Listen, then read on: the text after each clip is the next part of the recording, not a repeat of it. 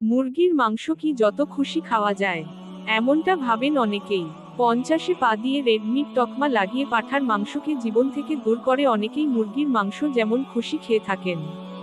এমনটা ভাবেন অনেকেই। 50-এ পা দিয়ে রেডমিট তকমা লাগিয়ে পাঁঠার মাংসকে জীবন থেকে দূর করে অনেকেই মুরগির মাংস যেমন খুশি খেয়ে থাকেন। কারণ তারা ধরেই নেন, মুরগির মাংস খেলে 7 খুন মাফ। কি থাকে 100 গ্রাম মুরগির মাংসে? Protein 25 gram, carbohydrate 4 gram, fat 0.5 gram, iron 2 milligram, calcium 35 milligram, phosphorus 245 milligram. এছাড়া থাকে কিছু খনিজ লবণ এবং বি গ্রুপের ভিটামিন। দেশি, ব্রয়লার, লেয়ার ইত্যাদি নানা ধরনের মুরগির মধ্যে ছোট দেশি মুরগিতে ফ্যাট কম থাকে, খেতেও সুস্বাদু। মুরগির মাংসের প্রোটিন খুব উন্নত মানের। দেহের পক্ষে প্রয়োজনীয় সব ধরনের অ্যামাইনো অ্যাসিড এতে থাকে। ফ্যাট খুব সামান্য পরিমাণে থাকায় হার্ট এবং রক্তনালীর অসুখের আশঙ্কা কম থাকে। নানা ধরনের খনিজের উৎস হিসেবে মুরগির মাংস ভীষণ উপকারী, বিশেষ করে সেলেনিয়াম এবং ফসফরাস। পাঁঠার মাংসের তুলনায় ফাইবার বেশি থাকাতে কোষ্ঠকাঠিন্য দূর করে মুরগির মাংস।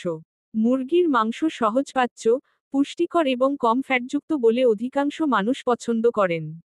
ডাক্তারবাবুরা রেকমেন্ড করেন, কিন্তু রোজ কতটা খাওয়া হচ্ছে এবং কিভাবে খাওয়া হচ্ছে তার উপর নির্ভর করে এর উপকার।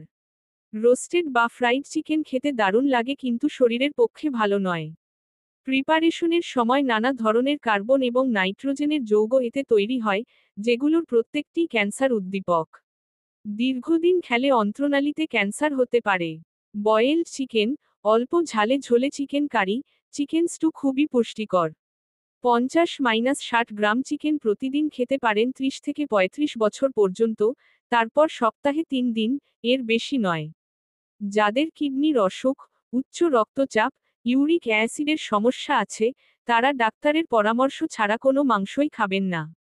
পাঁচের ঘরে পা দিয়ে অনেক স্বাস্থ্যসচেতন বাঙালি পাঁঠার মাংসকে চিরতরে গুডবাই জানিয়ে নিয়মিত প্রচুর মুরগির মাংস খান।